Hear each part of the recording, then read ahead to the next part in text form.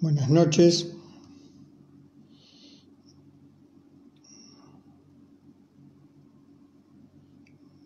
Buenas noches a quienes van entrando.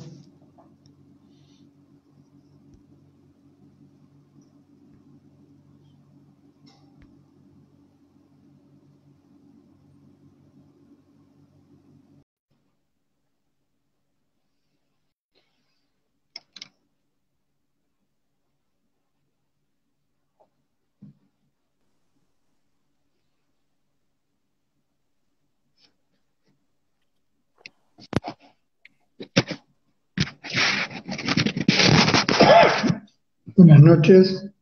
Hola Mariano, ¿estás ahí? ¿Cómo va? Sí. Bueno, estamos recibiendo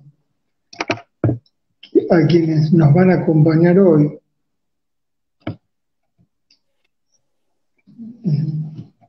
Vamos a esperar unos minutos y empezamos. Dale. ¿Me escuchás bien?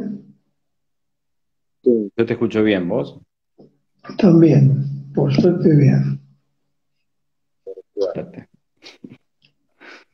Le tenía miedo de la conexión. ¿Qué me dijiste?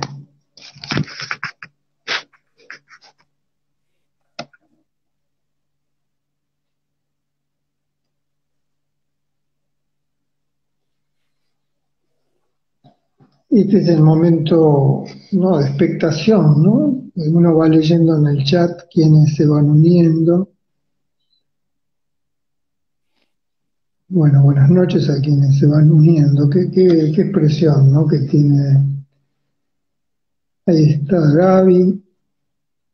¿Qué expresión está? Y los que se van uniendo. Ahí está Laura. De los que se van arrimando, ¿no? Gaby Echeverry. ¿Cómo te va, Gaby?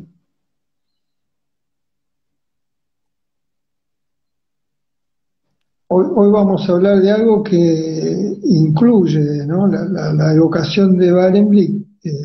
Es un poco la evocación de un movimiento en Montevideo. No solo en Montevideo, ¿no?, pero involucra a Montevideo, ¿no?, la presencia de Barenblick ahí. Sí, como una triple alianza al revés, ¿no? Argentina, Uruguay, Brasil.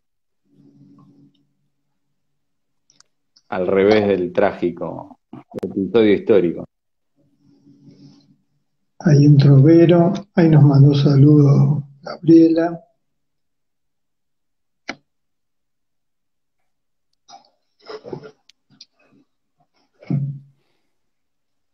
Bueno, cada encuentro supone también la expectativa. Ahí Gabriela deseaba que tengamos un buen encuentro. Es una linda expresión, ¿no?, la de tener un buen encuentro. Construir las condiciones para un buen encuentro. Eh, Las condiciones de este buen encuentro son un artículo que escribiste vos, Mariano, sobre Barenblick, una semblanza que lo evoca en ocasión de su reciente muerte, ¿no? Ahí está Gonzalo. Sí, que pensaba Y coincide después con un... el mismo día de otro año de la muerte de Tato, un 4 de octubre. Ah, mirá vos, esas coincidencias, ¿no? De dos grandes amigos en la vida y dos grandes circunstancias de proximidad y admiración intelectual, ¿no? La de Pavlovsky y Barenboim. Una alianza que comenzó de muy jóvenes, cuando eran integrantes de la Asociación Psicoanalítica Argentina. Ahora estoy dudando si Tato no fue también didacta de la asociación. Hoy me recordabas que Barenboim lo fue, lo cual supone haber estado dentro de la élite de la APA, ¿no?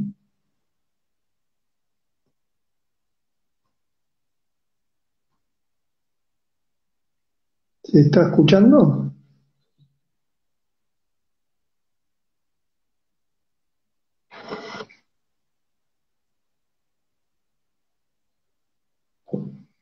Hola.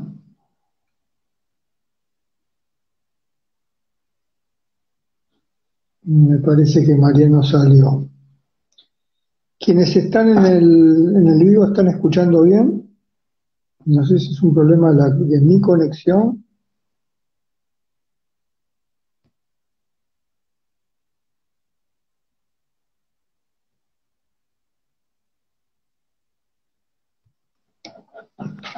Me dicen que se entrecorta un poco. Bueno, que nos digan a ver si se escucha o no se escucha. Recién que... ahí está diciendo alguien que se escucha bien.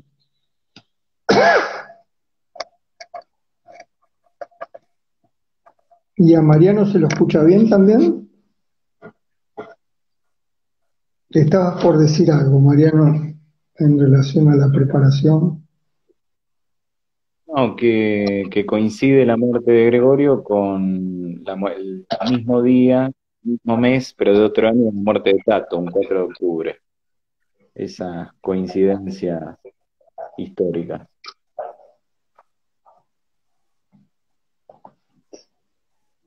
Sí, Ahora sí, dicen. Bueno, yo lo relacionaba, yo tengo que admitir que lo conocía a Barenblick a través de Tato, ¿no? Primero sentí hablar de Gregorio Barenblick, lo escuché hablar a Tato de Gregorio Barenblick y lo conocí a través de él, ¿no? Y sospecho, porque nunca lo constaté, que había una amistad muy respetuosa entre ellos y una admiración, ¿no? Tato lo admiraba como un teórico del psicoanálisis, claramente lo admiraba. Y Barenblick lo respetaba muchísimo a Tato.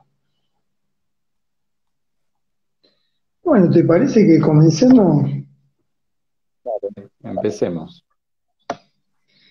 Bueno, la conversación que vamos a hacer con Mariano es alrededor, es una evocación, si cabe la expresión, evocar, recordar y al mismo tiempo tratar de actualizar las ideas y la época de Gregorio Barenblick, ¿no? Él significó también una época de las prácticas clínicas, psicoanalíticas, voy a decir, aunque después este término va a estar en discusión en la conversación, y grupales, ¿no? Eh, de hecho, yo lo conocí a Gregorio Barenblick por primera vez cuando se presentó el primer número de la revista Lo Grupal. A la vuelta del exilio, en los primeros meses de la postdictadura, Barenblick viajó a la Argentina para presentar junto con Pavlovsky y Hernán Kesselman el primer tomo de esa revista libro que tuvo 10 tomos y que se editó a partir del 83. En ese sentido, Barenblick es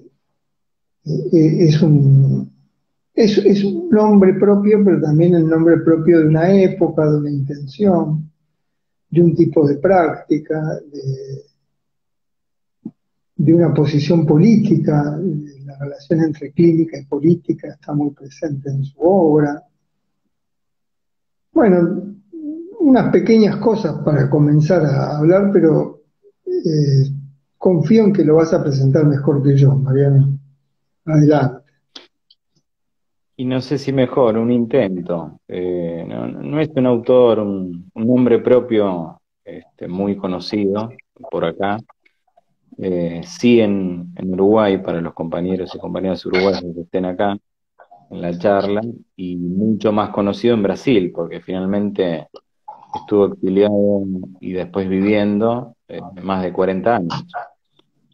El- como nombre propio y como carrera, digamos, profesional, arranca como psicoanalista eh, dentro de lo que era la antigua APA, la asociación más importante acá, en América Latina, de psicoanalistas agrupados institucionalmente, y forma parte con otros nombres propios de esta camada, Baudeo, y Tato, algunos que son de la misma generación o un poco más grandes, como Rodríguez, Blecher, Mimi Langer, de la primera ruptura histórica, por cuestiones políticas, ideológicas, institucionales, y algo que él decía también por lo caro que era pertenecer, caro en muchos sentidos, no solo económicos, sino pertenecer al dogma psicoanalítico o al psicoanalismo, como lo llamó Castell de esa época. Y arranca como psicoanalista y termina como esquizoanalista. Decíamos antes en la charla, la previa, que quizás sea un invento de América Latina, el esquizoanálisis, por más que esté presente en textos de Deleuze y Guattari, algo que después ellos dejan de utilizar, de nombrar como praxis el esquizoanálisis, pasan a nombrar con distintos nombres, nomadopraxis, pragmática universal, distintos nombres que tiene, no sé cómo llamarlo, ese saber hacer, ese quehacer, que Barenblit hasta el final sostuvo como esquizoanálisis, y en otras partes del mundo quizás hoy nos preguntamos si existe en algunos lugares el término esquizoanálisis, pero en Brasil está muy fuerte, en Uruguay también, acá menos, en Argentina. Comienza como psicoanalista y termina como esquizoanalista. Y en el medio hay algo interesante, que es todo el movimiento institucionalista, de análisis institucional, principalmente con la figura de Luró, también de Mendel, de toda esa corriente que en nuestras facultades se estudia, pero poco, y a fines de la década del 70, principios del 80, tenía una impronta de esto, tanto él como Tato, como Juan Carlos Grassi, son los primeros que arman un simposio, creo que cerca del año 79, 80, específicamente sobre análisis institucional, sobre lo que después deriva también en la colección Lo Grupal. En muchos de los temas que se trabajan en esos 10 números o esos 10 tomos que vos mencionabas al comienzo. Pero la ruptura con el psicoanálisis es en la obra de Barenblit definitiva. Y si bien, como también dice el Antiedipo, ¿no? Que le debe mucho al psicoanálisis, no termina como ruptura, termina hacia otra praxis que Barenblit va a llamar psicoanálisis, y sobre todo lo que él decía como práctica clínica, grupalista, dramática, en el sentido de que acá se conoce más como psicodrama y allá se conoce como esquizodrama, allá me refiero en Brasil. Los conceptos, las ideas de los dos tomos de Capitalismo de Deleuze y Guattari de América Latina, se puede descubrir que tiene como nombre propio preponderante, y esa constelación de amistades teórico-políticas, clínicas, que nombramos hace un rato, tiene un lugar central la figura de Gregorio. Sí. Yo quería como subrayar algunas cosas de lo que planteaste. Primero, la cuestión política en el psicoanálisis, en los años 70, sobre todo en 1971, la cuestión política en el psicoanálisis provoca una división en la primera agrupación de psicoanalistas en Argentina. Esto no es cualquier dato, ¿no? Es decir, la división es por la discusión sobre el lugar de lo político y lo social en la práctica psicoanalítica. Incluso la cuestión política y social en la teoría psicoanalítica. En la Argentina se reproduce el mismo cisma que hubo en Austria antes del ascenso del marxismo, donde los primeros discípulos de Freud que participaban del movimiento de izquierda austríaco y alemán, plantearon el problema de la cuestión social y política en el psicoanálisis. Entre ellos Wilhelm Reich, tal vez el que quiero nombrar porque desarrolló una línea de la relación entre política, psicoanálisis y sexualidad, sobre todo una lectura política de los modos de la sexualidad. Para decirlo en una sola frase, Reich planteaba que la represión sexual y todas las formas de inhibición sexuales, los ritmos sexuales, los modos de las coreografías de la sexualidad estaban regimentadas por el sistema capitalista. O sea que era una sexualidad disciplinada. Este punto, ¿no? Que tuvo mucha influencia en Buenos Aires, también está en relación a esa ruptura. Y en el contexto de esa ruptura que hay en la Argentina, la posibilidad de pensar una izquierda psicoanalítica, si cabe la expresión, porque Bauleo, Pavlovsky, Blecher, que no participó de la decisión, pero que formaba parte de ese grupo, de Brasi,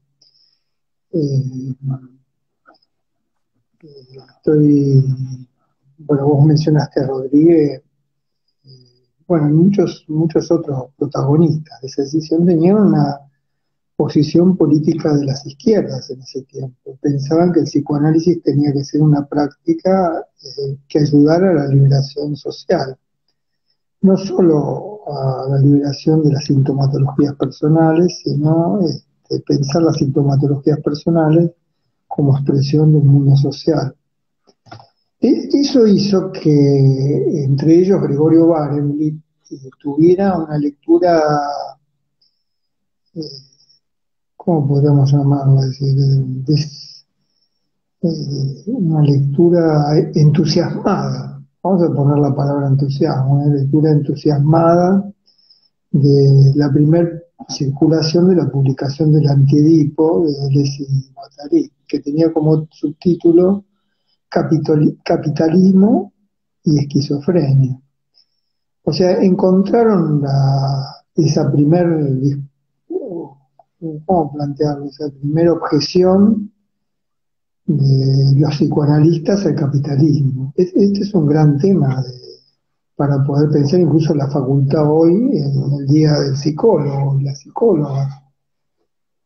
La psicología nace en la Argentina muy vinculada a estas críticas. Hoy está olvidado, hoy es una zona olvidada, pero la psicología surgió también como de esa decisión de la APA, entre otras cosas porque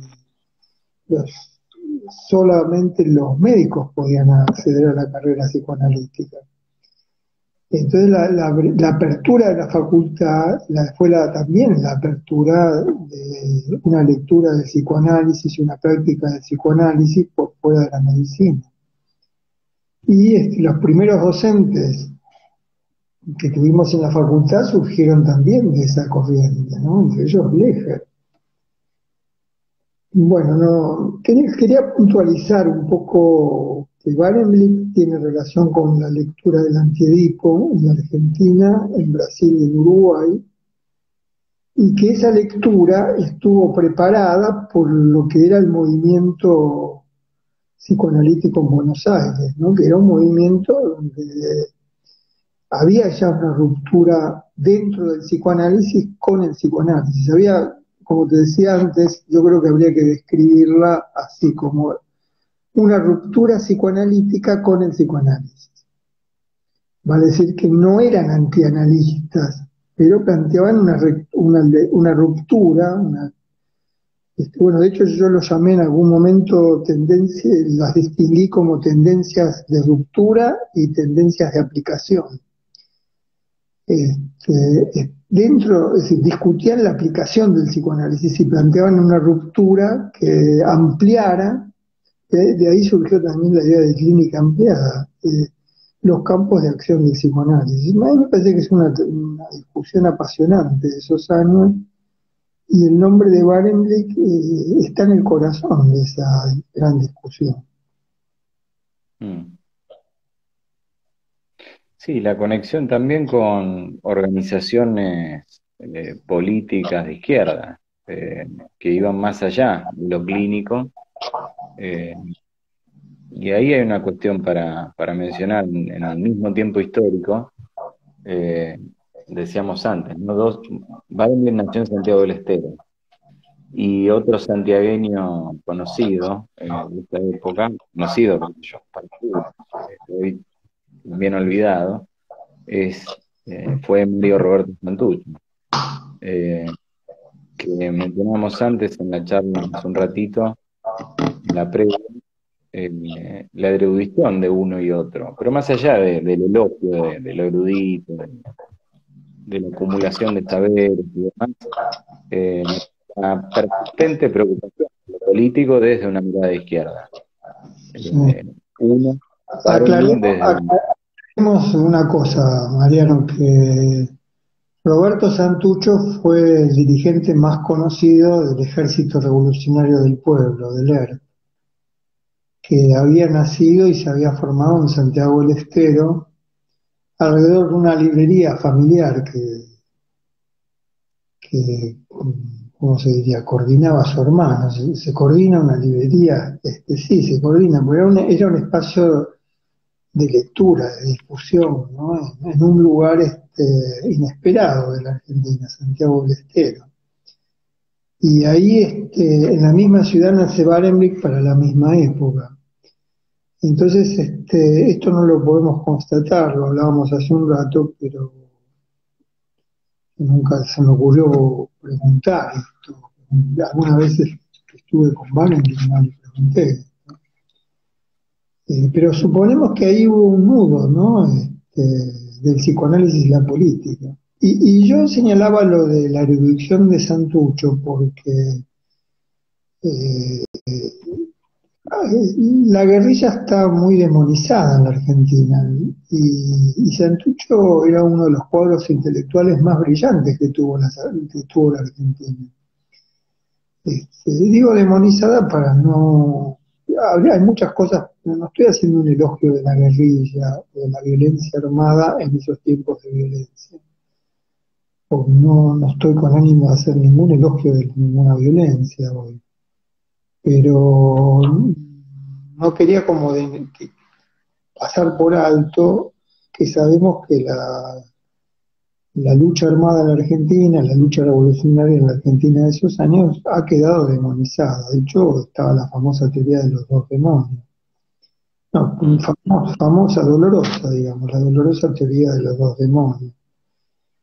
Eh, Ese es un dato para pensar e investigar, ¿no? Como de una librería, de la lectura, del amor a la lectura, de esa discusión de los libros, de una librería que funciona como biblioteca, que prestaba los libros. La anécdota de la librería de la familia Santucho la conozco por haberla leído en el diario argentino de Gombrowicz, un escritor polaco que vivía, un gran escritor, ¿no? El autor de Freddy Durk, la gran novela del siglo XX, que cuenta en esos años donde vive en la Argentina su pasaje, por decir así, por Santiago del Estero, y en donde preguntó lo que preguntaba siempre: ¿dónde estaba, dónde vivían, dónde podía encontrarse con quienes pensaban y escribían en esa ciudad? Y así deriva la librería de la familia Santucho. Y hay una correspondencia entre Santucho y Gombrowicz, que está publicada en el diario argentino, donde también se percibe la, la agudeza intelectual de Santucho, las convicciones, siendo un muchacho muy joven, no tenía menos de 30 años cuando se da esa correspondencia con Gombrowicz. Bueno, y no quiero hacer largo esto, pero a mí me gustó cuando recién hicimos la conexión entre Barenboim y Santucho, ¿no? Incluso tu descripción de cómo hablaba Barenboim, ¿no? Con ese tono reposado, sereno, ¿no? Como nosotros reconocemos a quienes hablan en Santiago del Estero, ¿no? Esa tonalidad tan amable. Sí, los dos, ahí hay puntos de conexión. Santucho tenía una forma santiagueña de hablar, incluso con los modismos santiagueños. Y Barenboim no la perdió esa, tenía un hablar eh, que en apariencia parece cansino, como yo te decía, como con paréntesis, digamos, en el discurso, en el ritmo del discurso, que no son en apariencia estimulantes para sensibilidades muy ansiosas. Pero yo creo que es un hablar que ayuda mucho a la clínica. Y en el caso de Barenboim, que sí se dedicó a lo clínico, a pensar lo clínico, a practicar lo clínico, eh, hay como una sospecha demorado en sentido de enlentecido, pero con otro ritmo, no aporteñado, no veloz en la cadencia, al decir. Creo que los dos, ahí hay un puente de conexión de cómo se habla y cómo se piensa. Si el pensamiento es principalmente el lenguaje, hay eso articulado en un hablar. El hablar santiagueño tiene esa pausa que permite pensar quizás con más precisión o con más tiempo, con más demora, que son ideas clínicas que están y que trabajamos en la cátedra. Eh, Versus lo que es un aceleramiento de otras formas de hablar. Y eso ninguno de los dos lo perdió. Eh, yo recuerdo que tenía Gregorio era una forma, incluso la forma de hablar el portugués que tenía, no se metizaba no era un portuñol, no era un portugués nativo, y eso que vivió los últimos 40 años allá. Era como un Santiago portugués, muy rara, era clara, se entendía para los que hablaban portugués como lengua nativa, se entendía para los que hablamos castellano, pero aparte tenía esa cadencia norteña y pausada, casi como siestera del habla, y que ayudaba mucho a seguirlo, a pensar con él mientras estaba hablando. Son cosas que se comentan poco, pero me parece muy bien lo que planteas respecto de que no, en el modo de hablar, y el modo de hablar es importante porque era un maestro, Barenboim, que era alguien que transmitía. Entonces, en ese modo de hablar, decir que es un modo de hablar sin aceleración es plantear toda una idea, ¿no? Es decir, sobre todo en este mundo acelerado. Esta época de lo acelerado, la aceleración, del pasaje rápido, como hablamos el otro día con Daniel Calmens, ¿no? De la sucesión inmediata de imágenes, ¿no? Del poco tiempo de concentración. Creo que me lo perdí a Mariano. ¿Se está escuchando bien mientras que vuelve Mariano? ¿Algún comentario desde el chat?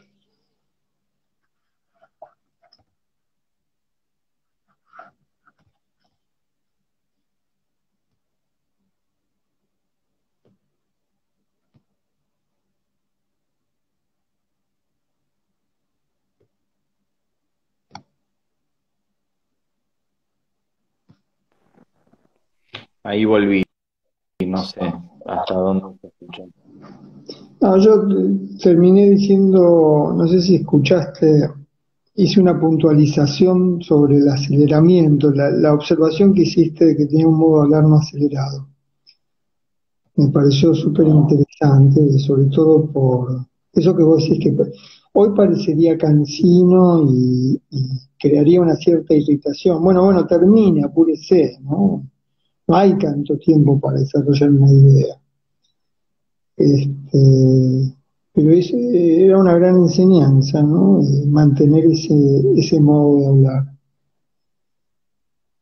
Lo otro Sí, que quería plantear, que hablábamos antes, primero que, ¿por qué hacer esta referencia a Santiago del Estero, a Roberto Santucho, a Barenboim, al grupo, a la decisión política en el grupo de la APA?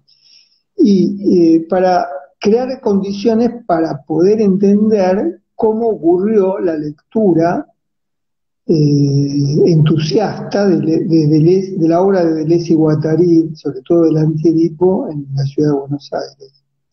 Y yo creo que lo hablábamos recién con Mariano, que esa lectura fue posible porque en Buenos Aires ya habían condiciones para pensar la relación entre marxismo y psicoanálisis.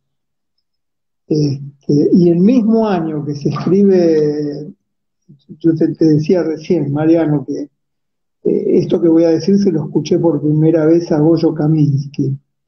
En la primera jornada que organizó Osvaldo Saidón sobre el pensamiento de Deleuze y Guattari en Argentina, que fue una jornada multitudinaria, que se hizo en el Teatro San Martín, tuvo una conferencia Kaminsky, y ante el rechazo de todos los que habían ido ahí a escuchar sobre Deleuze y Guattari, Kaminsky dijo algo muy importante, que nuestro antiedipo, o sea, el antiedipo antes del antiedipo, había sido escrito en la Argentina por León Rosisner y se llamó Freud y los límites del individualismo burgués. Y hay que prestar atención, este título no es cualquier título, este título es una concepción política y teórica. Freud y los límites del individualismo burgués. Expresión que no se encuentra en el Antiedipo. Es decir, en el Antiedipo hay muchas intervenciones sobre el psicoanálisis, pero en ningún momento se pensó que el psicoanálisis era un producto de las limitaciones para pensar la vida que tenía el modelo político del individualismo burgués. Cuando Goyo dice esto, sin ánimo de discutir con el Antiedipo, solamente con el ánimo de darle reconocimiento a León Rosisner, eso fue vivido en Buenos Aires como una profanación de lo que parecía un libro sagrado, porque realmente se leyó en esos años como libro sagrado. Acá se abren dos grandes temas, ¿no? Una es la recepción que hicieron los del campo Psi de ese libro y la recepción que habían hecho de ese libro otros grupos. De hecho, el Antiedipo yo creo que hay que plantear dos referencias fuera de la psicología que hacen la recepción del Antiedipo en la Argentina. Una, Osvaldo Lamborghini y el grupo de la revista Literal, una revista que el primer grupo lacaniano de Buenos Aires, que se había formado con Oscar Mazota y que crea una revista que se llamaba Literal, donde los artículos no eran firmados, donde tuvieron una intervención política de borrar los nombres propios, aunque con el tiempo siempre se supo quiénes escribieron cada texto y quienes dirigieron el curso Literal. Ahí es donde Osvaldo Lamborghini presenta por primera vez un informe sobre la lectura de Deleuze y Guattari.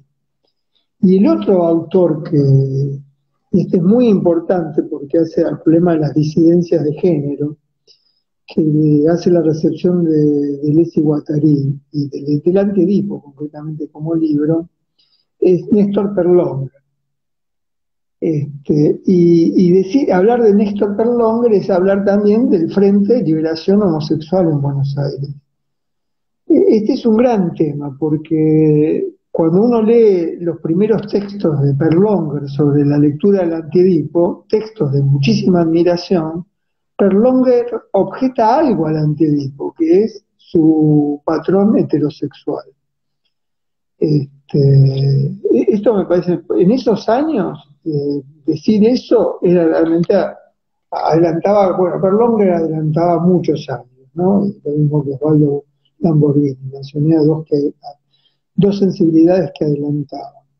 Y quiero decir que la lectura que hubo desde ese campo, el campo de la literatura, el campo de la escritura, el campo de la poética, el campo de las disidencias sexuales, no fue igual que el que hubo desde el profesionalismo del psicoanálisis, que trató inmediatamente de organizar un sistema con el Antiedipo, mientras que el otro grupo hizo trabajar al Antiedipo como como una referencia de una máquina de pensamiento.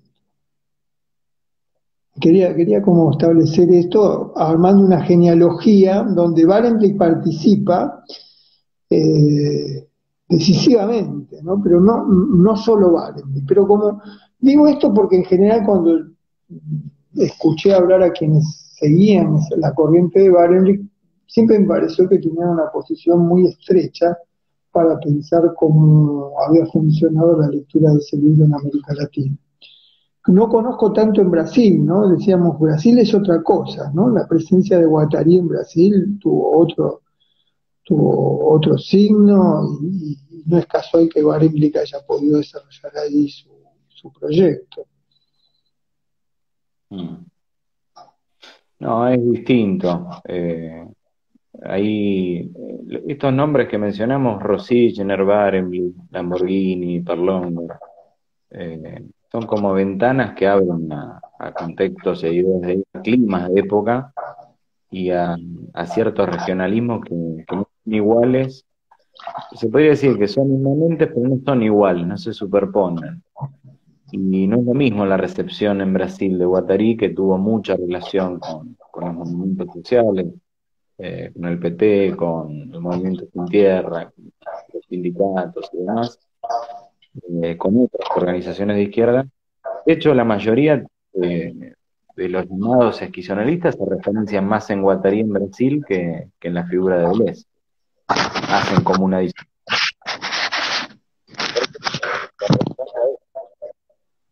a las condiciones de posibilidad de una práctica clínico-político militante más presente en Guattari que en la recepción de las ideas de Deleuze, por ejemplo. Y en ese sentido, toda la cartografía, digamos, de Barenboim en Brasil permitió eso. Una conexión más con la praxis militante de Guattari que sin desconocerla y sin desestimar las ideas de Deleuze, pero mucho más presente con las prácticas sociales de allá.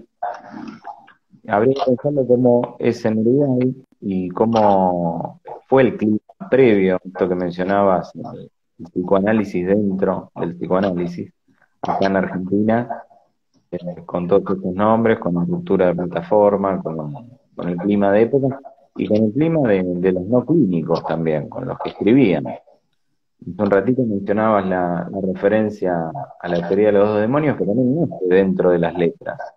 Y ahí hay que decir, para contar el perfil histórico completo, que uno de los teóricos de eso fue Ernesto Sábato, que viene del campo de las letras y viene del campo de la academia de la ciencia, totalmente opuesto a lo que se piensa, lo que pensaban autores como el que mencionás.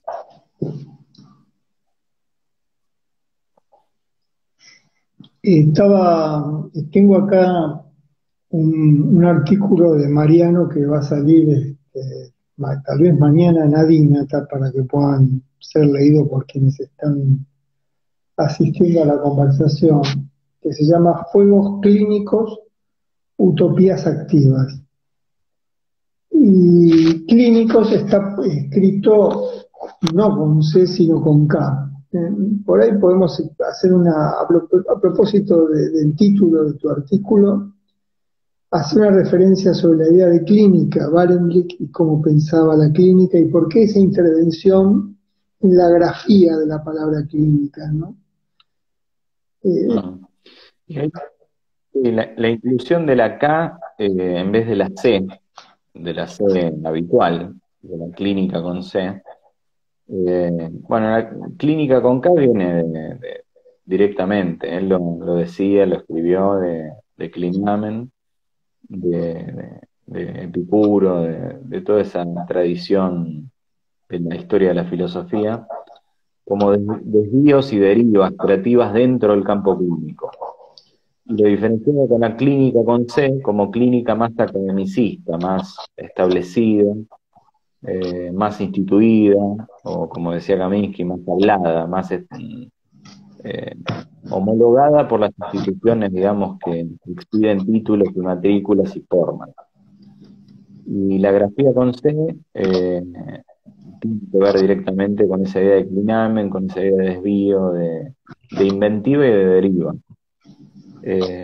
También con ideas que están presentes dentro de la recepción de las ideas de Deleuze y Guattari, como multiplicidad, producción mediante, diferencia. Es producir una diferencia en el nombre clínica con esa breve, esa la palabra, la letra C, intercambiada por la letra K, y comentábamos antes eh, que esa referencia tiene un sustento epistemológico que se puede pensar en relación a la clínica con C como una clínica más estandarizada, más homologada por las prácticas instituidas, habituadas, y una clínica como clinamen, como desvío, como producción de diferencia, como multiplicidad, como devenir otra alteridad, otro tipo de campo clínico, otro tipo de pensamiento clínico. Él marcaba esta diferencia y por eso la escribía siempre con C, perdón, siempre con K, cuando hablaba de clínica, de la que él realizaba y practicaba, y diferenciaba la clínica con C, que sería la clínica más estándar, más estandarizada, ¿no?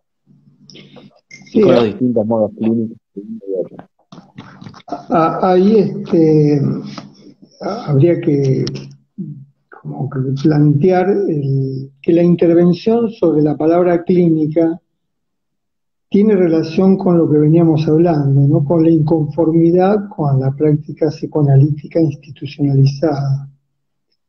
Esa inconformidad que produjo la disidencia, la ruptura, y que está centrada, entre otras cosas, en discutir el problema del poder en la práctica clínica. Es decir, esa intervención sobre la letra a mí me parece que es la marca, la herida de una discusión tal vez olvidada, que es la discusión sobre las relaciones de poder en la circunstancia clínica. En la circunstancia clínica, ¿cuál es la circunstancia clínica? Bueno, son todas las circunstancias, ¿no? El problema de la relación de poder y las instituciones, donde se enseña la clínica, donde se transmite la clínica, las instituciones psicoanalíticas y las instituciones universitarias, digamos eso, ¿no? Eh, eh, la C por la K supone una advertencia de que hay algo que no funciona en los nombres, que los nombres transportan historias dolorosas de las relaciones institucionales. Por eso vos relacionabas muy bien eh, la recepción de la obra de Deleuze y Guattari junto con la recepción de las corrientes de análisis institucional europeo. De hecho, hay la convergencia entre el análisis institucional, la filosofía de Deleuze y la práctica psicoanalítica disidente de Guattari, la práctica militante de Guattari, tiene un nombre, que es la Clínica Laborde, que dirigió Jean Aurin. Ahí converge el análisis institucional, el lacanismo militante. Guattari habría que plantearlo así, no es un alguien con formación lacaniana disidente con el lacanismo. No, es disidente con lo no militante del psicoanálisis, ¿no? Ellos en esos años piensan que el psicoanálisis es una herramienta del cambio social y esa convergencia en la Argentina reúne, tal vez como vos decís en tu artículo, reúne, hace converger en la vida de Bar, de que estoy buscando, como vos decís, no importa quién o qué introdujo el pensamiento de Deleuze y Guattari en América Latina, pero sin duda él, te estás refiriendo a Barenboim, fue partícula molecular fundamental de ese movimiento. Creo que esa frase es muy acertada. Acabo de ver que Verónica ya mandó el link, el artículo ya salió en la línea acá, para que quienes quieran leerlo o ir mirándolo mientras estamos conversando. Mm. Y la referencia al análisis institucional, cómo aparece, porque también nunca dejó de ser institucionalista en ese sentido, pensamiento de Arendt. Y una de los postulados, sobre todo de Luren, Aclará qué que habla quiere decir institucionalista. institucionalismo como movimiento institucionalista, no como institucionalismo dogmático con carné de afiliación, digamos, sino como crítica lúcida a los instituidos. Acá también hay muchos autores, Camus es uno fundamental, me parece, en ese sentido. Digo, para no hablar solamente de autores europeos, pero no. Un concepto de Luret en que yo encuentro relación con la Borde, con Aubry, con la práctica de ese tipo de clínica, es el concepto de implicación, que forma parte de la corriente institucionalista de estos autores. Y decían, bueno, el análisis de la propia implicación. Podemos descartar la idea de propia y decir a secas implicación. Pero yo encuentro mucha conexión con la idea de implicación, con la idea de estar ahí a nivel transferencial, pero no solo transferencial, sino del estar ahí con lo clínico, como lo plantea Uri en otras charlas después de clase. Recuerdo una que hacían mención al concepto de transferencia de Uri. Me parece que tiene muchos puntos de conexión, como piensa el análisis institucional, la idea de implicación, con la idea de estar presente o de estar ahí, que plantea Uri, por ejemplo. Sí, yo traduciría institucionalismo en la Argentina como pensar la institución como un estado de palabra. Y lo incluiría a Fernando Ulloa en esa corriente, a Bernardo Kononovich y a Osvaldo Saidón, a Juan Carlos de Brasi, por supuesto a Goyo Kaminsky. Me estoy olvidando de muchos, es decir, pero era pensar la escuela como un estado de palabra. Bueno, y Pichon Rivière, que pensó la ciudad como un estado de palabra, una intervención que hizo con un equipo en la ciudad de Rosario. En esa línea, hasta estoy por decir que la obra de Webby, que estuvimos comentando en otros espacios, era también construir, para mí es una intervención institucionalista sobre la ciudad, es poner a la ciudad en estado de palabra. Es pensar el malestar personal como un malestar producido por la institución y por la vida institucional. Eso sería hermoso que la universidad pueda ser una institución en estado de palabra, pero no lo va a ser porque una institución en estado de palabra pone en cuestión las relaciones de poder. Objeta eso, es decir, porque justamente en las relaciones jerarquizadas, el estado de palabra está mediatizado por los lugares donde se puede hablar, donde se debe callar y donde está instruido qué decir y cómo decir y qué no decir. Una institución en estado de palabra es una antiinstitución. El estado de palabra de quienes viven y actúan y trabajan en la institución era lo más cercano a la liberación del inconsciente institucional. Yo no uso esas expresiones, pero era una expresión de ese tiempo, ¿no? A mí me parece que tiene mucho sentido recordar que en algún momento la idea de la institución, el institucionalismo, el análisis institucional, ¿no? El poner el oído en el malestar, en el dolor. Esto lo hemos planteado de otra manera para pensar los tiempos de la pandemia, ¿no? El poder cuidar, esa expresión, cuidar a quienes cuidan, suponía, antes que nada, crear condiciones para quienes trabajan en los hospitales, para quienes trabajan en lo que se llama la trinchera del dolor, tengan lugar para poder hablar de lo que les pasa, para poder decidir sus condiciones de trabajo, para discutir sus problemas salariales, porque todo eso hace a la práctica clínica.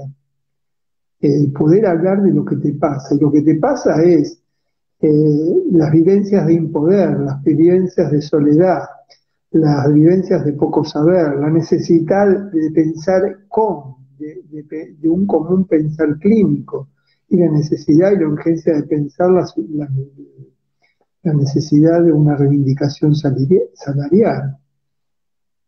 Todo eso la institución le teme, porque la institución está temerosa de ese estado de palabra. Vale decir que todo movimiento institucionalista es en cierta manera una crítica a las instituciones. Sí, a los modos de cómo hablar dentro de la institución, porque la diferencia entre institución y organización o establecimiento que impulsó mucho no confundir la institución con el establecimiento, con la organización que realiza la institución, ese movimiento institucionalista, del cual formaron parte todos estos, por ahora llamémosle nombres propios, son como entradas de otros autores, de otros temas, era una intervención sobre el lenguaje, sobre cómo nombrar lo que pasaba en las instituciones.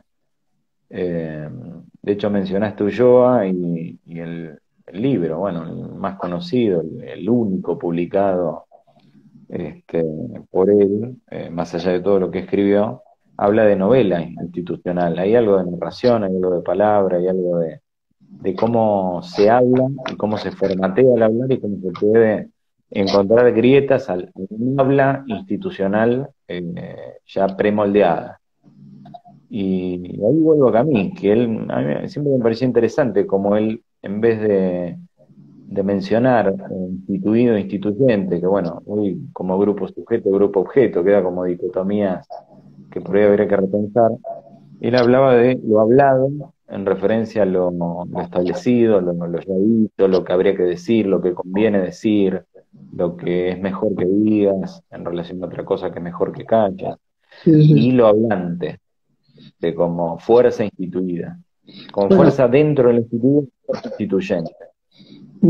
Esa diferencia muy interesante. Sí, me acuerdo a propósito de lo que estás diciendo, cómo comienza el libro Dispositivos Institucionales de Kaminsky, que es un libro que Gregorio Kaminsky fue el primer titular de la Cátedra de Psicología Social cuando la intervención de Besetti organiza la facultad después de la dictadura.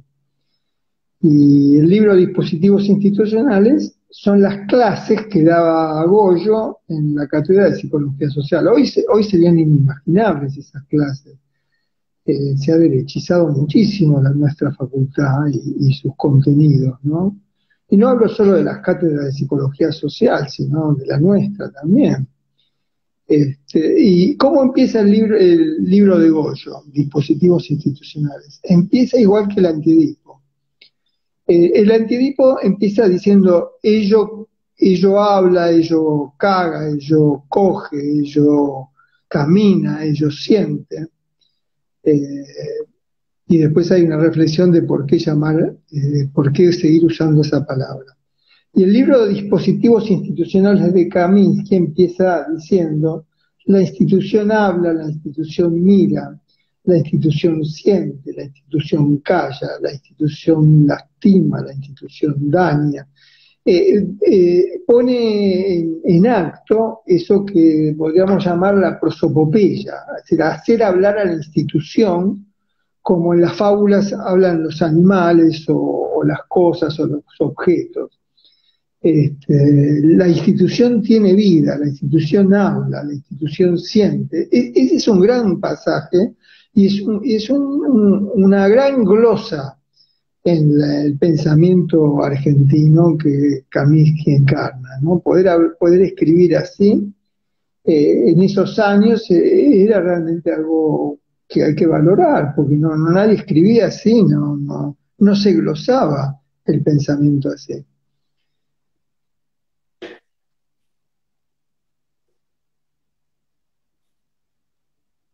Sí, mucho de eso se perdió, como, bueno, en lo que es la currícula académica de psicología, por ahí en todas las materias, se perdió esa fuerza instituyente de lo hablante.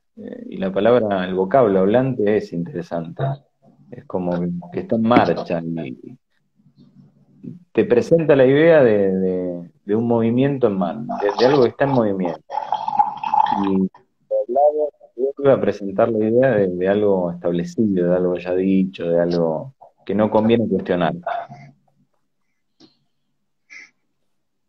Me gustaría, estoy mirando tu artículo, me gustaría por ahí pensar que podamos abrir dentro de lo posible la idea de esquizoanálisis y esquizodrama.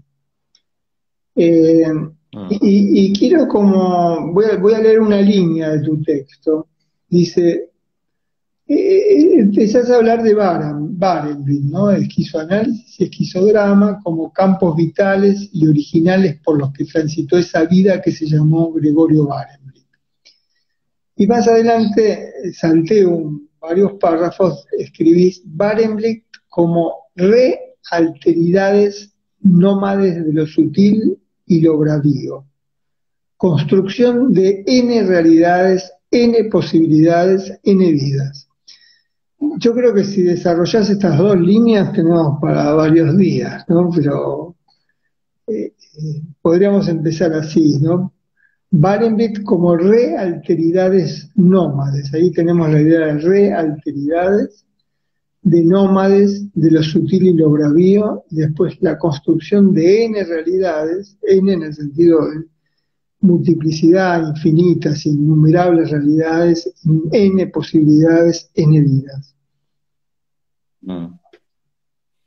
Bueno, él trabajaba mucho esa idea de la realidad y la realteridad, alter como otra, realidad otra, que ahora que la pienso tiene mucha relación con lo que podemos pensar de lo post manicomial, que vos mencionás la palabra alter en un momento, hace algunas palabras atrás. Y Berkeley diferenciaba eso, o sea, decía que la realidad y la realteridad son inmanentes, es decir, son intrínsecas, tienen relación entre sí, pero retomando esta idea de lo hablado o lo hablante, la realidad es lo que ya está constituido, lo hegemónico, lo homogeneizante, lo que tiene una temporalidad cronológica, lineal, eh, lo que no acepta ni tolera ni muchas veces permite y muchas veces castiga como diferencia, como esas N posibilidades de vida, N géneros, N posibilidades de vida, infinitas posibilidades de vida, más allá de los nombres que pueda tener. Esto para la discusión en género me parece que tiene muchísima actualidad y porque es N, N no como X, no como ahora figura en el DNI, sino como eh, infinitas posibilidades de acontecer distinto y diferente a lo que se establece como la realidad que se debe aceptar. Y ahí el alter, dentro de la palabra, también como intervención en la grafía de la palabra, eh, bueno, lo que busca el esquizoanálisis y el esquizodrama como práctica clínica, artística, cultural, política, dentro del campo de la educación, dentro del campo institucional, intenta visibilizar y poner en superficie esa realteridad a construir dentro de la realidad ya premoldeada, preformateada, establecida. eh, y los montajes clínicos, porque él hablaba mucho de montaje, como de propuesta clínica a modo de montaje. Y lo tomaba mucho en relación a la idea de montaje fotográfico fílmico. Eh, y también desde el teatro, desde ciertas vanguardias del teatro, donde la realidad, digamos, que se espera del teatro habitual, hegemónico, común, usual, que la idea de teatro que se tiene, es una idea de escenas presentadas secuencialmente. Y dentro del esquizodrama, como práctica clínica que incluye lo dramático, lo musical, lo artístico, lo pedagógico, lo político, lo institucional, una varias son, ¿no? Pero una de las fuentes, yo te lo comentaba antes, es toda la teoría de Augusto Boal, el llamado teatro del oprimido, donde había una indiferenciación, una impersonalización de quién era actor y quién era espectador. De hecho, la idea de escenario, la idea de tablas y la idea de estar sentado pasivamente viendo, de hecho, trabaja la idea de espectador, que sería otra intención en el lenguaje, a impersonalizar y que el actor devenga espectador y el espectador devenga actor. Y eso lo incluye el esquema psicoanalítico y esquizodramático que trabajaba Barenboim. Es como muy raro presenciar o ser parte, digamos, de una experiencia esquizodramática. Yo te conté alguna antes en la que participé en Brasil con él,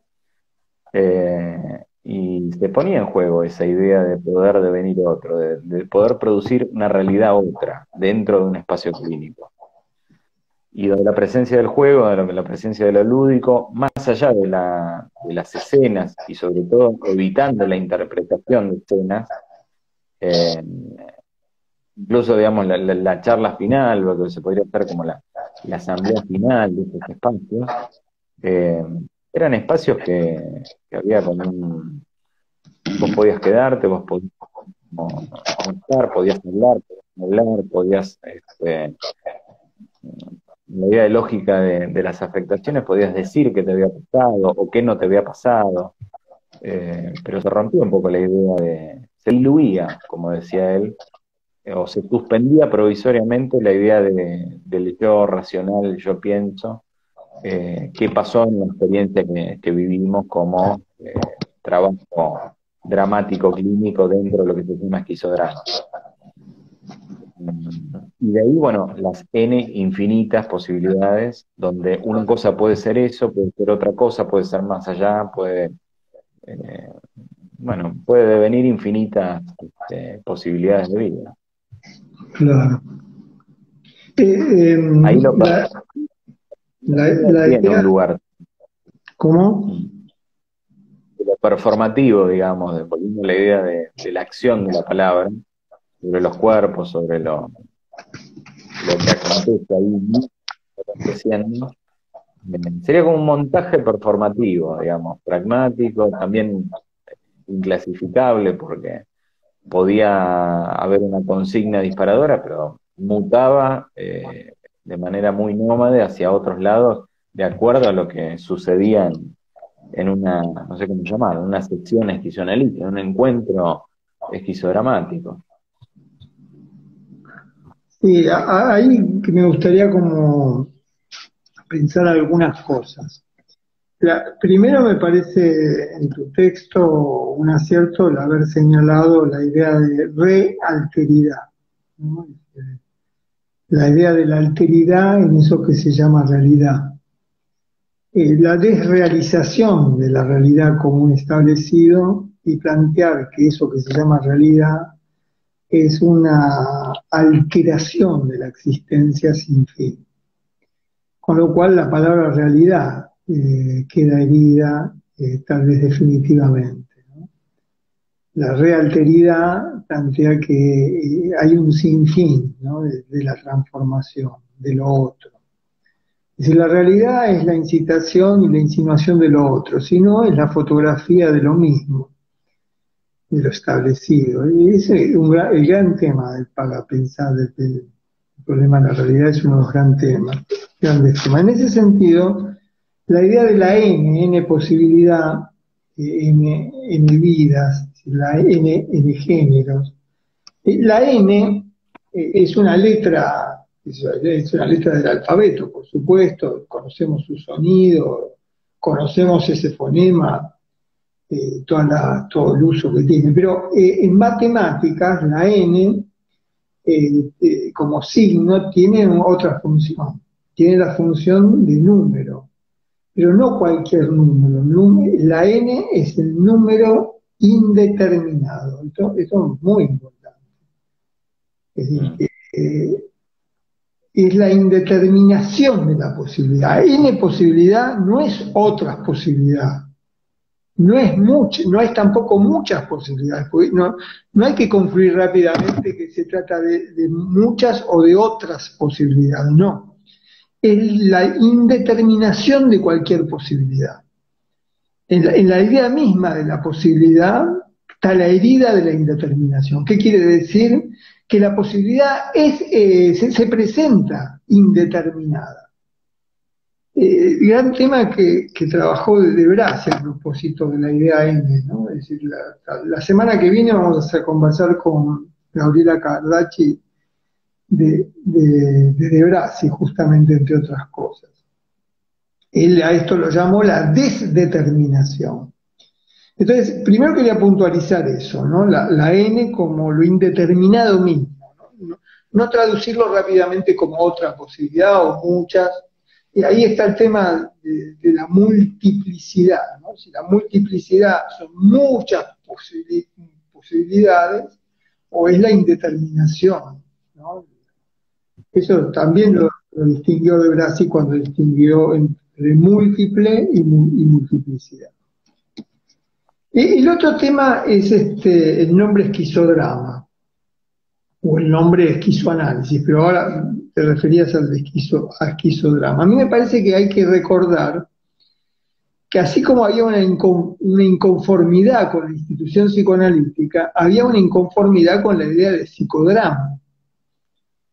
Pero ¿por qué inventar una palabra como esquizodrama? Y hay que recordar que la palabra que se está discutiendo, la tradición con la que se está discutiendo es la tradición con el psicodrama. Es decir, se mantiene la idea de lo dramático, del cuerpo en acción, del cuerpo en movimiento, del cuerpo en escena, del cuerpo puesto en juego, pero se le omite y se discute la idea pedagógica del psicodrama, la idea moral del psicodrama, la idea disciplinadora del psicodrama, la idea correctora del psicodrama. Se discute la ideología del psicodrama, el psicodrama como ideología.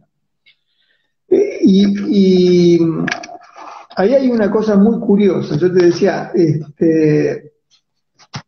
para muchos de nosotros, eso que Barenblick llamaba el esquizodrama era Pavlovsky. Vos apuntás muy bien, no, también se nutre de las ideas de Augusto Boal.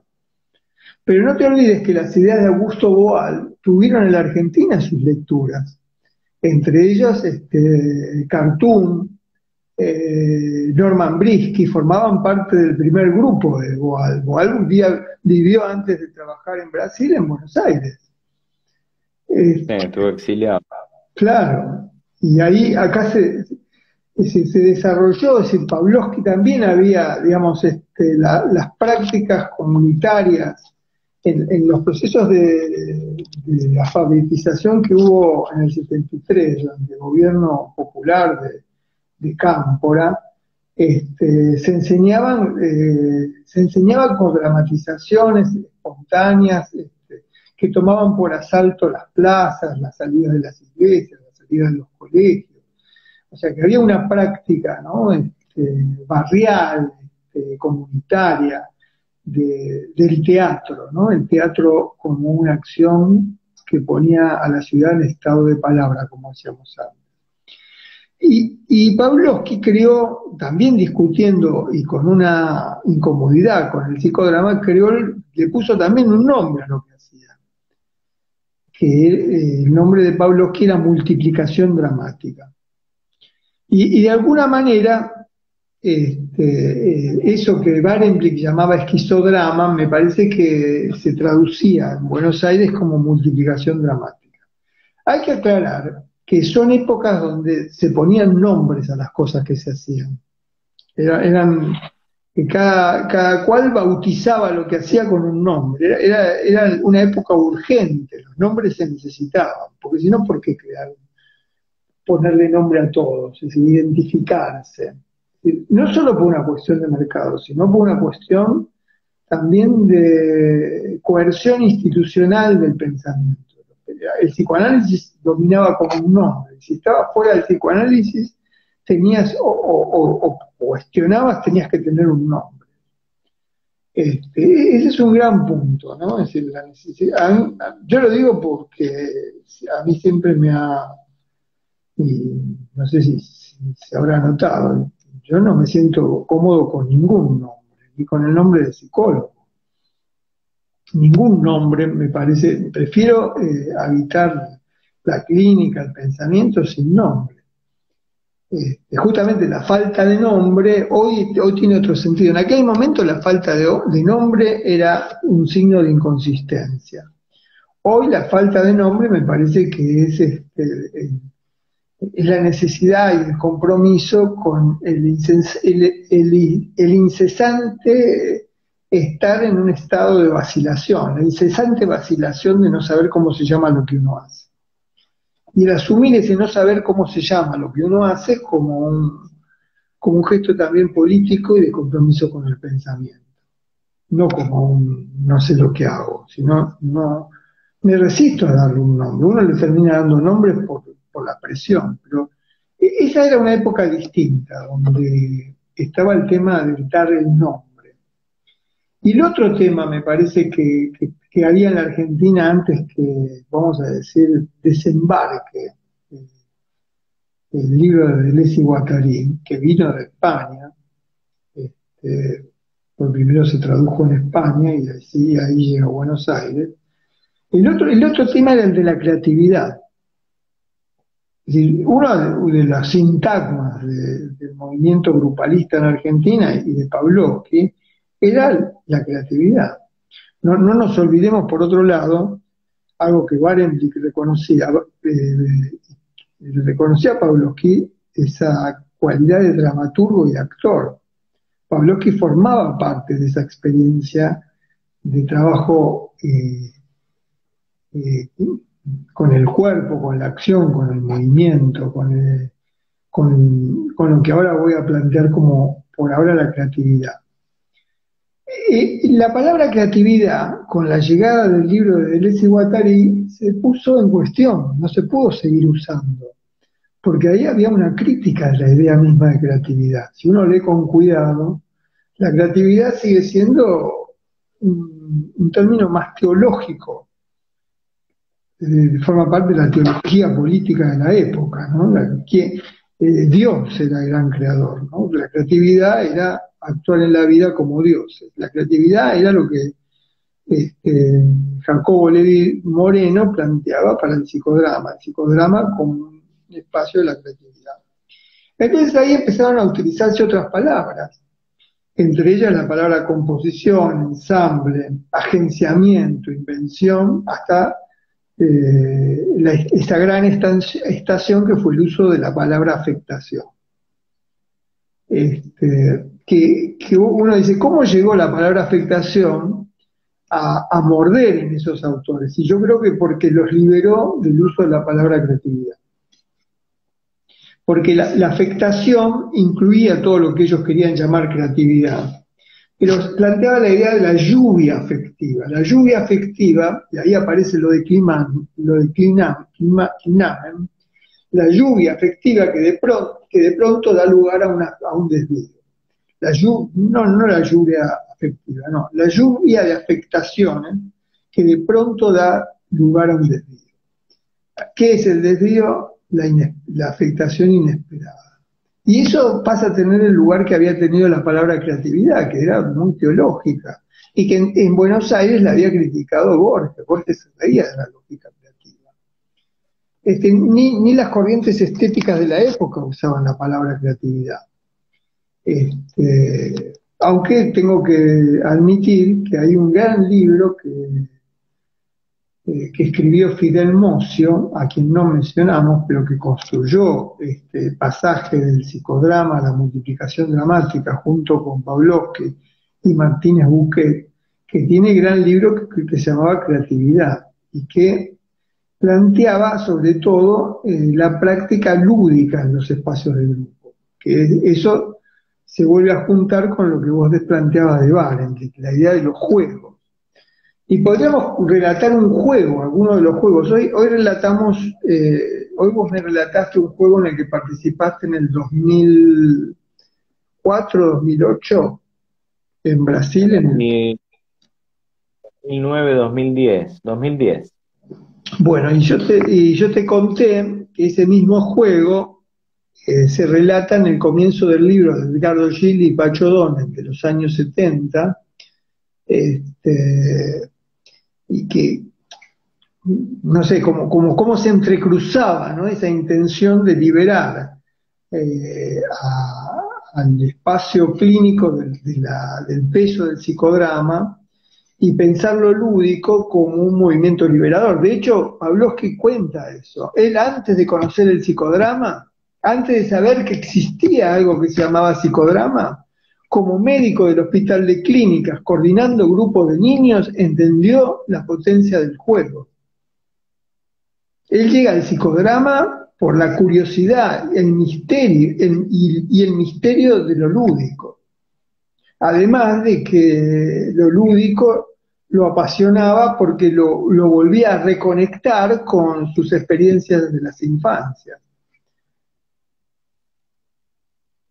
Podríamos contar esos dos juegos, ¿no? El juego que vos viviste y el juego que cuenta Jimmy.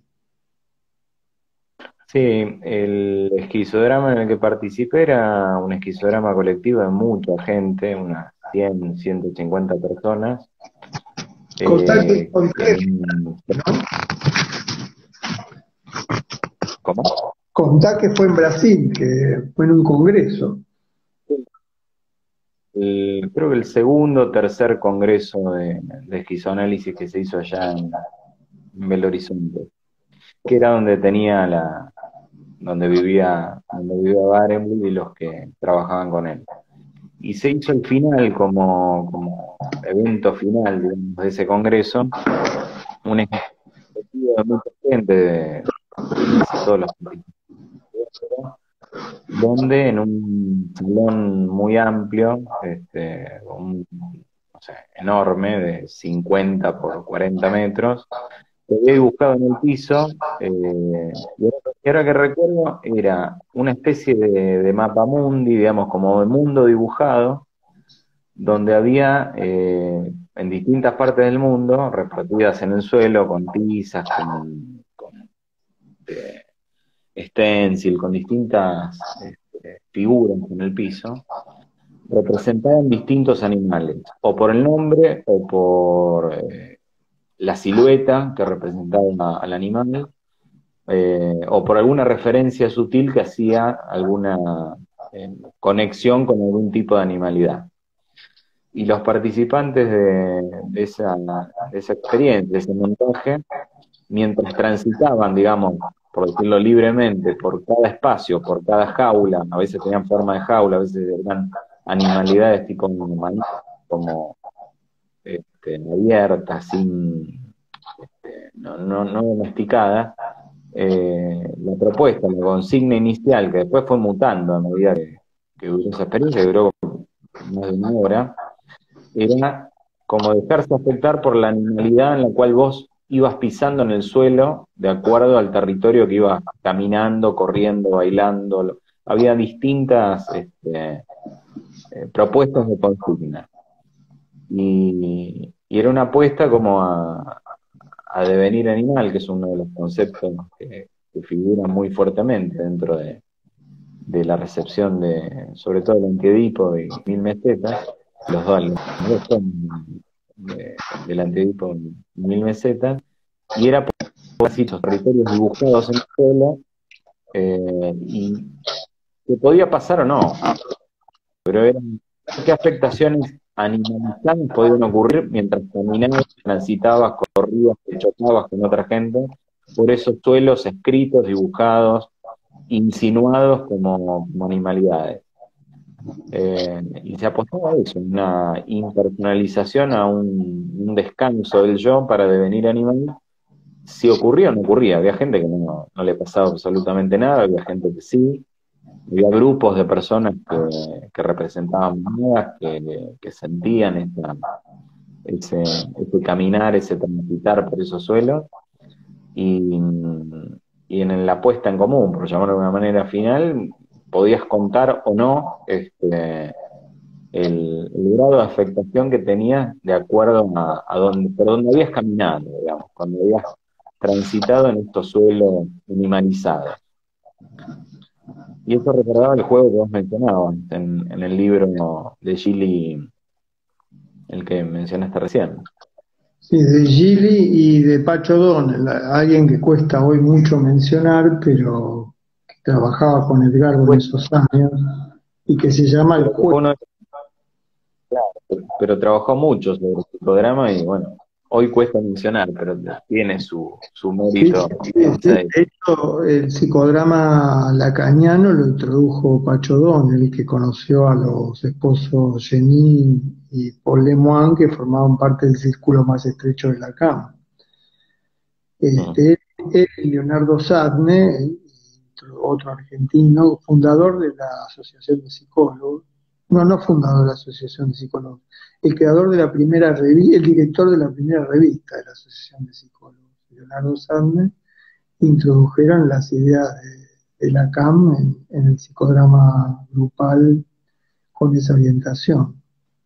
De hecho, el libro de Jenin y Paul Lemoine se llamaba Psicodrama.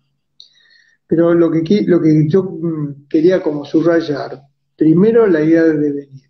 La idea de devenir eh, sobreviene, voy a usar casi un sinónimo de devenir, sobreviene por la lectura de Deleuze y Guattari en el campo psicoanalítico de Buenos Aires.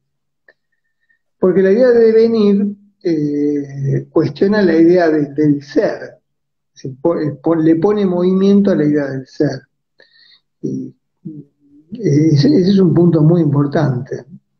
La idea de venir tendría que haber terminado con la idea del ser, pero en la misma cita que vos haces en tu artículo sobre Barenblick, fíjate que ahí él mantiene la idea del ser junto a la idea del devenir. Pero la idea del devenir nos pone del lado del acaecer y del lado de otra gran palabra que es el acontecimiento. La idea de la vida como acontecimiento y ya no la vida como historia personal, ¿no? Sino como acontecimiento de lo vivo, la vida como un acontecimiento de lo vivo y no como un acontecimiento, y no como un suceso o un hecho o una biografía personal. Eso me parece muy importante. Vos lo planteabas como el descanso del yo.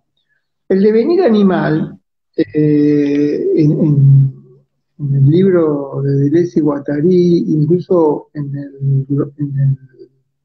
el abecedario de Guattari, de Deleuze, la primera palabra del abecedario tiene relación con la idea de la animalidad, y él plantea el devenir animal en una serie, en la serie del devenir de aquello que es resistido, el devenir animal, el devenir judío, el devenir negro, el devenir mujer, el devenir niño.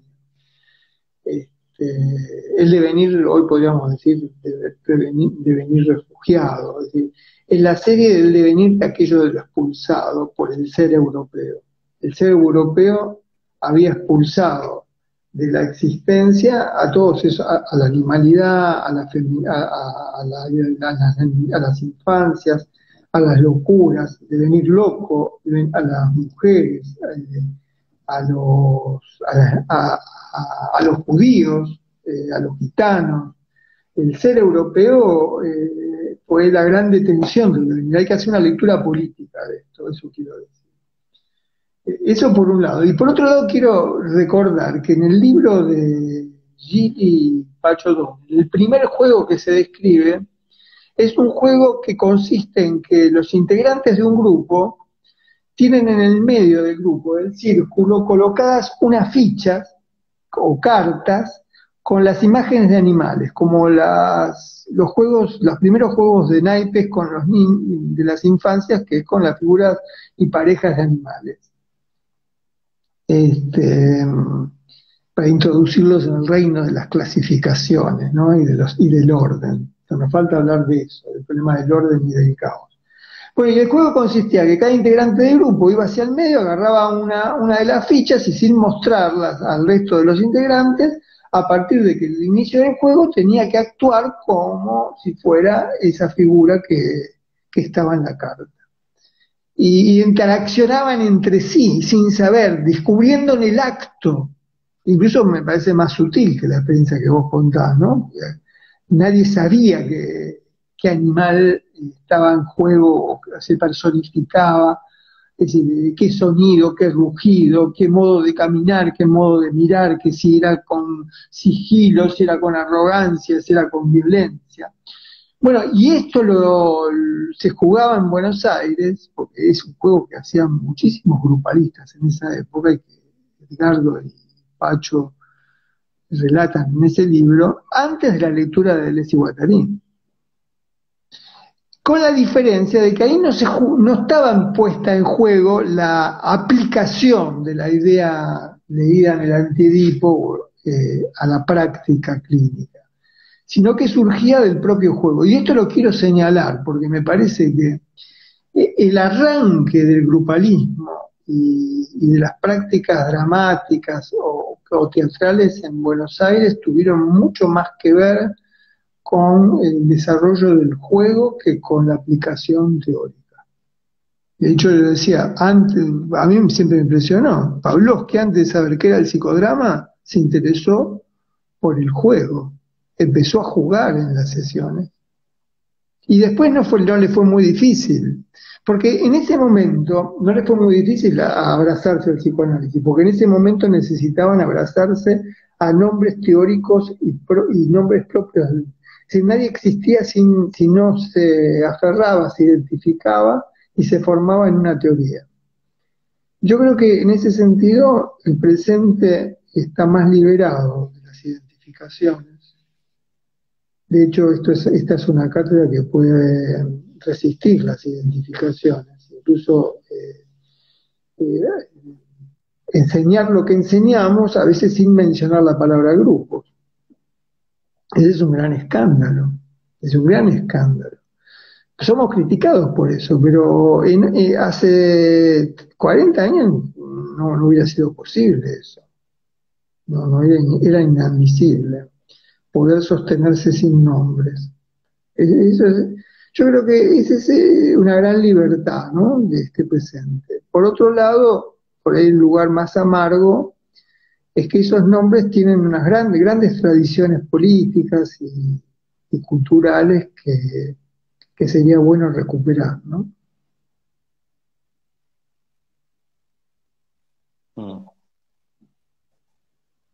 Bueno, no sé cómo terminamos esta conversación.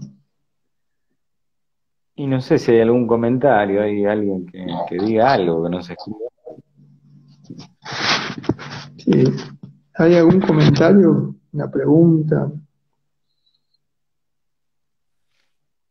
Yo no estoy leyendo ninguna. No sé si...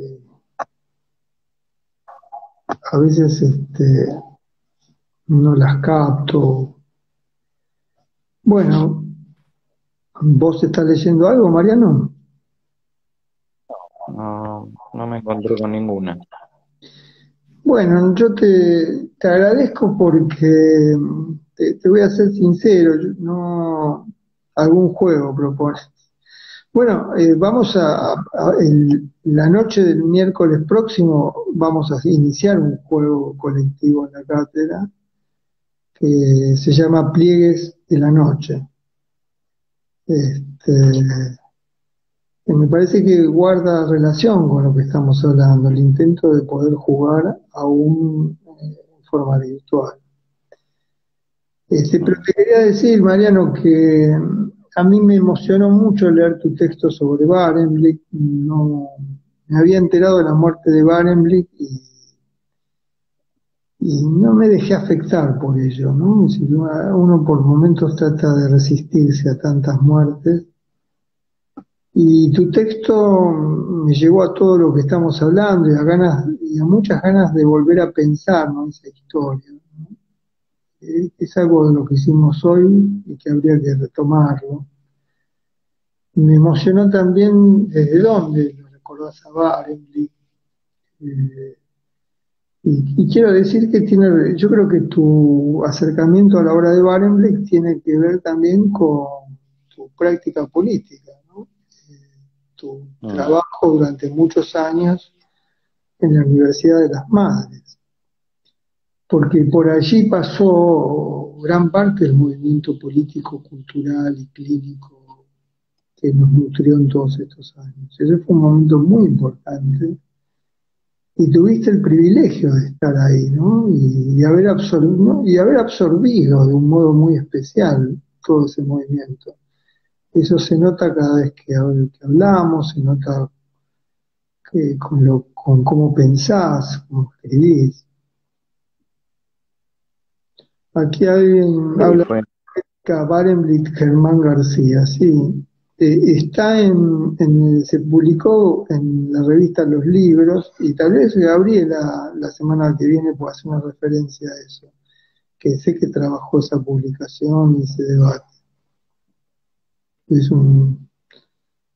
Ro plantea eso, sí, sí, sí. Es una gran cuestión esa.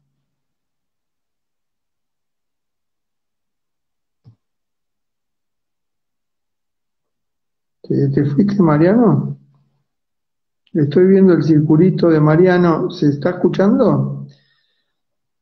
Sí, aprovecho esto que decís, Vero, si se está escuchando, que Mariano dio el paso necesario para poder hablar poder dialogar de esa historia, ¿no? Y eso era lo que le estaba agradeciendo a Mariano recién. El texto que publicamos ahora en Adínata habla también de ese acercamiento afectivo que Mariano tiene con la obra de Barenboim. Bueno, se nos fue Mariano. Lo despido la conversación entonces solo. Un fuerte abrazo. Un momentito, ahí está Mariano para entrar y nos despedimos con él.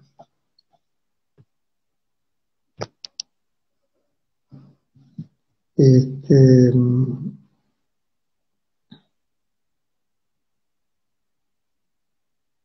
bueno, a ver si ahí aparece.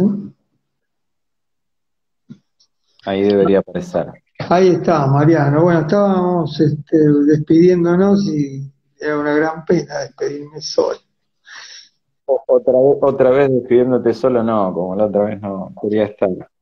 No, gracias por tus palabras, y no sé si se escuchó, pero para mí fue el acercamiento a la obra de Barenboim y también a las ideas de Darío.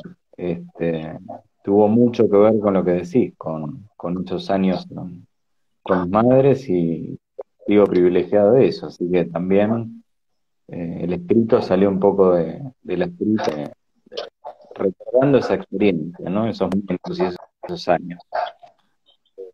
Así que bueno, gracias. Gracias. La última palabra sea esa. Bueno, un abrazo grande, Mariano. Hasta luego. Chau. Feliz día del vacilante, me gustó eso. Un abrazo grande a todos. Chao, hasta luego. Abrazo a todos.